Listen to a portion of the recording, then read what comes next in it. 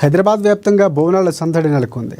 గౌలిగూడ మహంకాళి అమ్మవారికి తొలిసారిగా ప్రభుత్వం తరఫున పట్టు వస్త్రాలను ఫిషరీస్ చైర్మన్ మెట్టు సాయి కుమార్ సమర్పించారు. అనంతరం అమ్మవారికి ప్రత్యేక పూజలు నిర్వహించి తన జన్మదినం సందర్భంగా కేక్ని కట్ చేశారు. ఈ సందర్భంగా ఎండోమెంట్ ఆధ్వర్యంలో ప్రతి ఏటా అధికార లాంఛనాలతో అమ్మవారికి పట్టు వస్త్రాలు అందుతాయని మెట్టు సాయి కుమార్ తెలిపారు. స్థానిక నాయకులు ఆనంద్ కుమార్ గౌడ్ కృషి వల్లే ఇది సాధ్యమైందని ఆయన స్పష్టం చేశారు.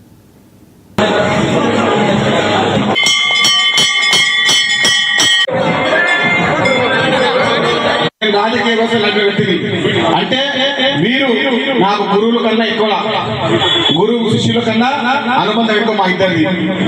ఎందుకంటే మేమందరం ఒకటే చెట్టు కింద ఉన్న ఒక పువ్వులాగా మెలిగాము. కానీ మేము ముగ్గురం ఇప్పుడు వేరే వేరే పార్టీలో ఉన్నాం.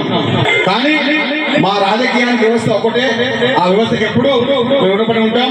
గోషామైల్ నియోజకవర్గంలో వీరి యొక్క ఆశీర్వాదంతో ఏ వ్యవస్థ కూడా ప్రభుత్వ పక్షాన ఏ అవసరం ఉన్నా కూడా రుణపడి ఉంటానని, పని చేస్తానని, పని చేయడంలో మీ పాత్ర ఉండని గ్రహిస్తా ఉన్నాం.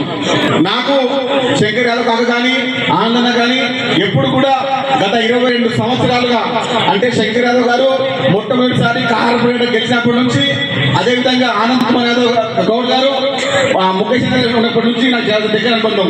వీరి యొక్క ఒకటే మాట ఆనందన్న, ఏమైనా చేసి 150 సంవత్సరాల చేతగల మహంకాళి అమ్మవారికి ప్రభుత్వ పక్షాన పట్టు వస్త్రాలు ఇప్పుడు తీరాల్సి అన్నారు.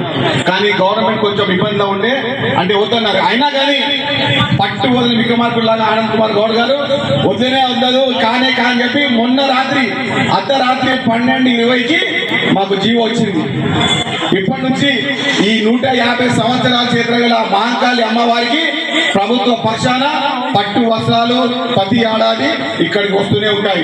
దానికి అవకాశం కల్పించినందుకు ఆనంద్ కుమార్ గౌడ్ గారికి, శంకర్ యాదవ్ గారికి, చిట్టు గారికి, ట్రస్ట్ సభ్యులందరికీ, మెట్టు సాయి కుమార్ అనే వ్యక్తి ఎప్పుడు మీ కుటుంబ సభ్యుడే. ఏ స్థాయిలో ఉన్నా, ఎక్కడ ఉన్నా, నాకు ఎంత ఉన్నా శంకర్ యాదవ్ కాకనే ఆనందన్న మా